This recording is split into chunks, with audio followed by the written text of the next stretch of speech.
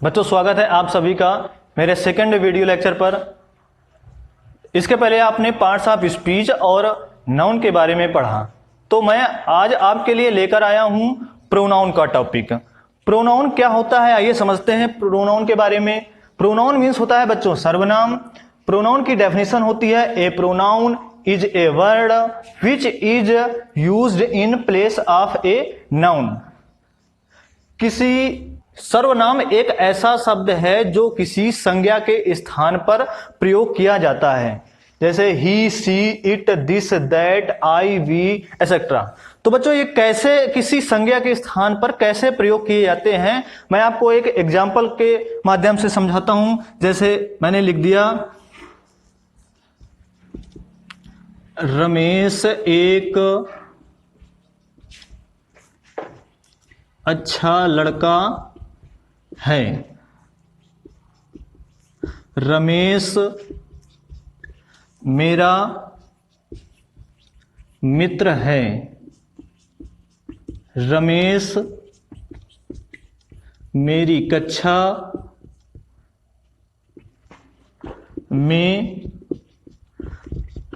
पढ़ता है। तो बच्चों हमने आपको बताया कि संज्ञा के स्थान पर सर्वनाम का प्रयोग करते हैं। तो देख लेते हैं, ये एग्जाम्पल है, रमेश एक अच्छा लड़का है, रमेश मेरा मित्र है, रमेश मेरी कक्षा में पढ़ता है। तो यहाँ पर आप देख रहे हैं कि ये एक सेंटेंस है, रमेश एक अच्छा लड़का है, रमेश मेरा मित्र है, रमेश मेरी कक्षा में पढ़ता है। तो इसमें बार बार रमेश शब्द का यूज हुआ है, बार बार रमेश शब्द का यूज हुआ है। और रमेश क्या है, रमेश एक नाउन है। तो इस नाउन की रिपीटेशन यानी कि पुनरावृत्ति को रोकने के लिए हम प्रयोग करते हैं प्रोनाउन का। ठीक, तो रमेश के लिए जो उचित प्रोनाउन होगा हम लिखेंगे क्या, ही। तो इसका सेंटेंस बनेगा, सबसे पहले हम रमेश लिख देंगे, क्योंकि इस रमेश के लिए है, आगे हम प्रोनाउन यूज करेंगे, वो है आपका ही। रमेश एक अच्छा लड़का है, तो Ramesh is a good boy. Ramesh मेरा मित्र है, तो अब हम यहां पर रमेश ना लिख करके रमेश के लिए प्रोनाउन यूज करेंगे, और रमेश के लिए प्रोनाउन होगा ही। तो he is my friend.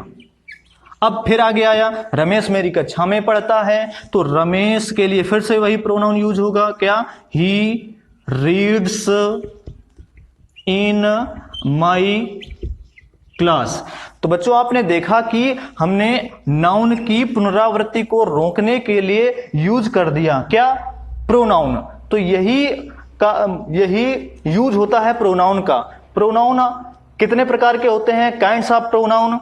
Number एक पर्सनल प्रोनाउन, व्यक्तिवाचक सर्वनाम।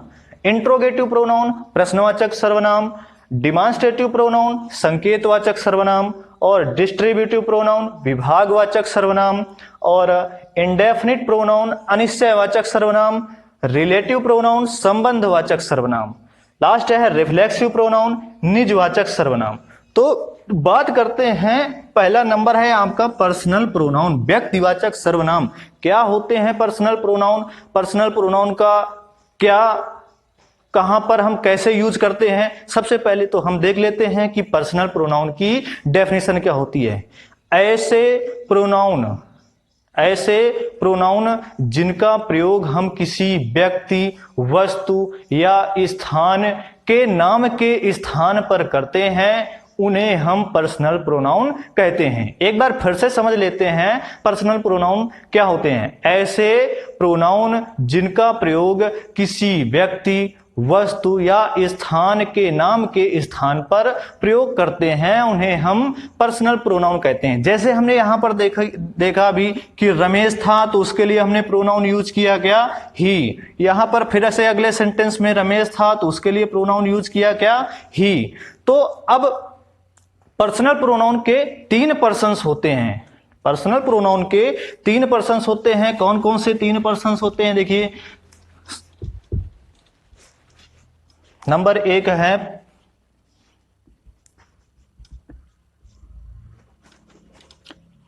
है फर्स्ट पर्सन, दूसरा है सेकंड पर्सन, और तीसरा है थर्ड पर्सन। तो फर्स्ट पर्सन यानी कि प्रथम पुरुष, सेकंड पर्सन मध्यम पुरुष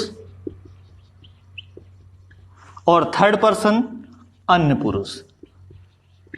ये पर्सनल प्रोनाउन के पर्सन्स होते हैं तीन। नंबर एक फर्स्ट पर्सन, सेकंड पर्सन और थर्ड पर्सन। फर्स्ट पर्सन प्रथम पुरुष और सेकंड पर्सन मध्यम पुरुष, थर्ड पर्सन अन्य पुरुष।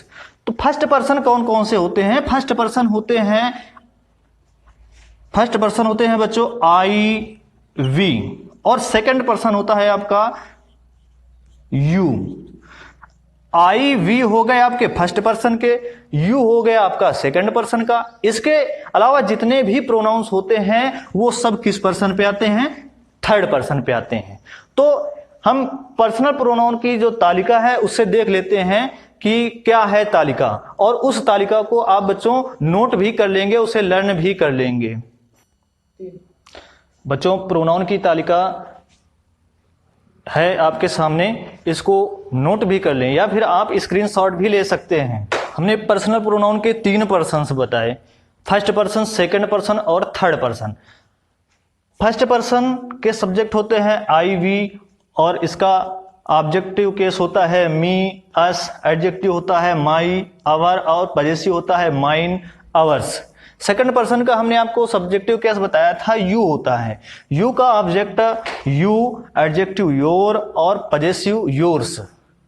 Third person he she it they, तो ही का ऑब्जेक्ट होता है हिम और इसका एडजेक्टिव हिज और पजेसिव हिज। सी का इसी प्रकार से हर, हर्स, और इट का इट, इट्स, इट्स। दे का देम, दियर और दियर्स। तो बच्चों ये प्रोनाउन की तालिका जो है बहुत ही इंपॉर्टेंट है। इसे आप घर पर नोटबुक में एक बार फिर से बनाने का प्रयास करेंगे और इसको लर्न भी कर लेंगे। आज के लिए बस इतना ही। तो मिलते हैं हम अगले शेष बचे हुए प्रोनाउंस के साथ।